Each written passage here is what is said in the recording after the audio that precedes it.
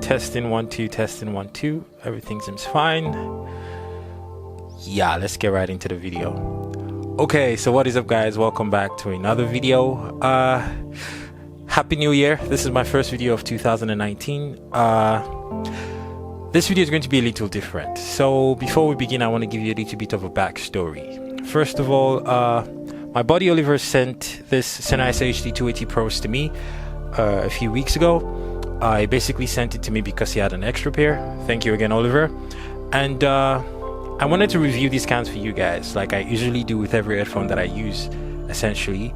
But something came to my mind. First of all, I'm not an audio expert. This headphones is targeted at experts, people who basically mix and master audio on a regular basis. I do mix and master my audio myself, but I don't consider myself an expert.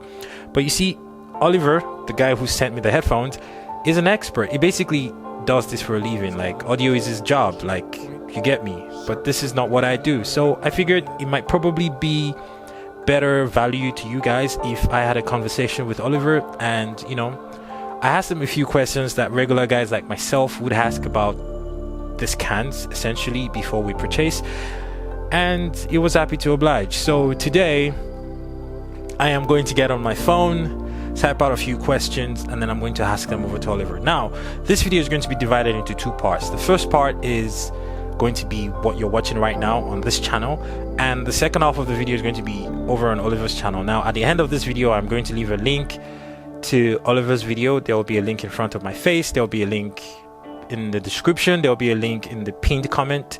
There'll be a link everywhere, essentially, so you can't miss it. When you do get on Oliver's channel, make sure to tell him Kagan sent you.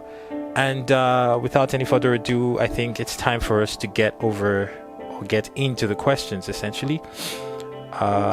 Yeah, so let me open up the application where I have the questions saved. Okay, so my first question today, Oliver, is a lot of professionals basically always go back to the Sennheiser HD280 Pros. Now, these are not the best looking headphones on the market, obviously, as you can see. They're plastic. They're not the best sounding in the sense that they're not colored. They're basically flat. And I don't know, there's just not a lot of features. There's no Bluetooth. The cable is not disconnectable. Everything is so old. But a lot of professionals always go back to these headphones, and I'm just wondering why. What do you think is the reason why professionals always go back to these headphones? Yeah, you know, that's an interesting question. I think one of the reasons so many professionals keep using the 280s is because A, they sound really excellent as far as reproducing the sound that you're trying to hear. So of course they're not going to color the sound, they're just trying to give you a flat profile of what is coming in.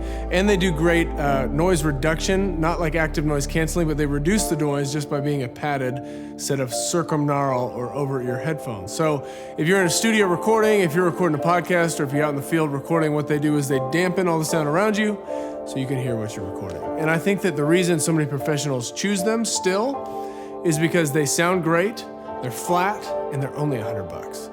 And for that kind of sound, you're not going to get that for under $100. So that's why.